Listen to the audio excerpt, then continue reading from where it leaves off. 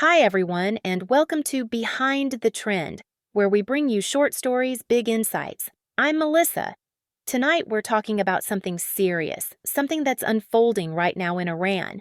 There have been massive protests across the country, and the news is heartbreaking. Human rights groups say at least 48 people have been killed, 48 lives lost. Just think about that. Over the next 10 minutes, I want to walk you through what's happening, why people are taking to the streets, what the government is doing, and what this might mean for Iran, and for all of us paying attention. All right, picture this. Streets packed with people, thousands, shouting, chanting, demanding change. This started after a young woman died while in police custody. But it's not just about one case anymore. People are angry about decades of frustration, about money, about restrictions, about being unheard.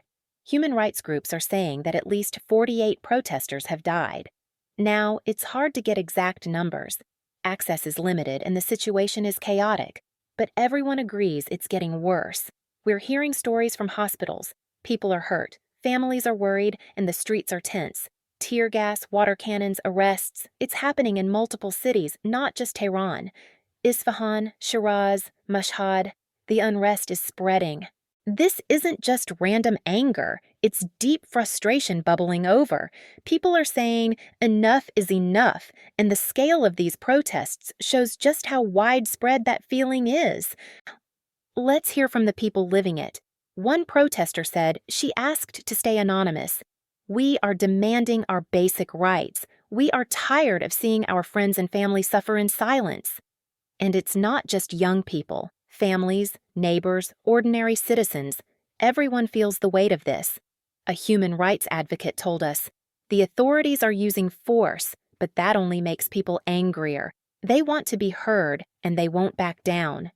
And it's not only protests, there are mass arrests. Journalists, activists, even ordinary people caught in the wrong place at the wrong time. This is why human rights groups are sounding the alarm. Now, what's the government saying? They've called these protests the work of agitators trying to destabilize the country. Security forces are on the streets, and officials promise investigations, but people are skeptical. The reality? Many feel the government isn't addressing the real issues. Money struggles, personal freedoms, gender equality. These are at the core of the unrest, and ignoring them only makes the frustration worse.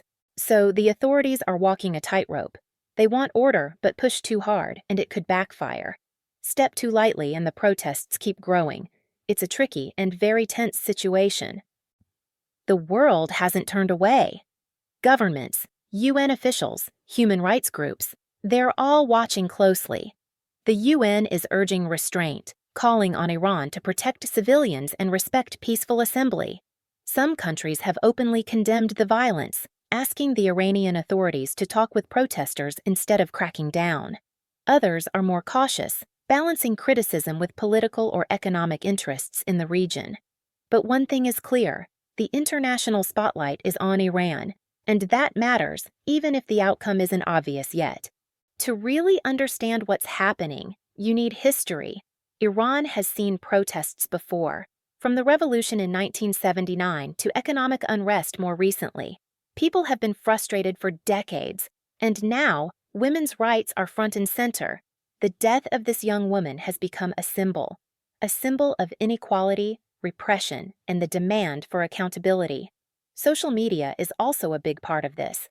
People are sharing videos, organizing online, making sure the world knows what's happening, even when the government tries to block it.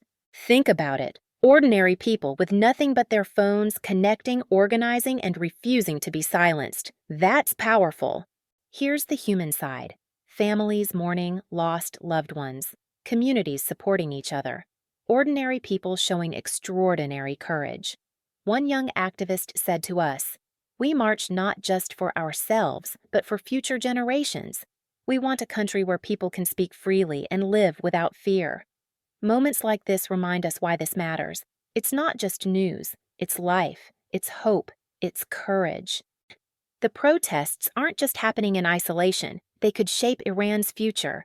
If unrest continues, it could influence policy, affect stability, or change the way the country interacts with the world. At the same time, These protests show the strength of people power. Even in difficult circumstances, people are finding ways to speak up. That's a lesson for all of us about resilience and the human spirit. International pressure may also play a role.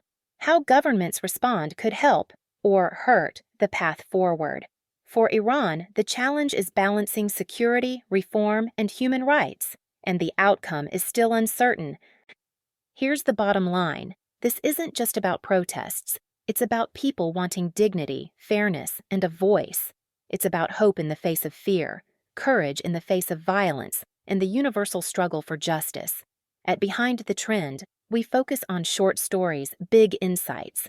Because the stories behind the headlines matter. They show us what's really happening and remind us why staying informed matters. I'm Melissa, and thank you for spending this time with us.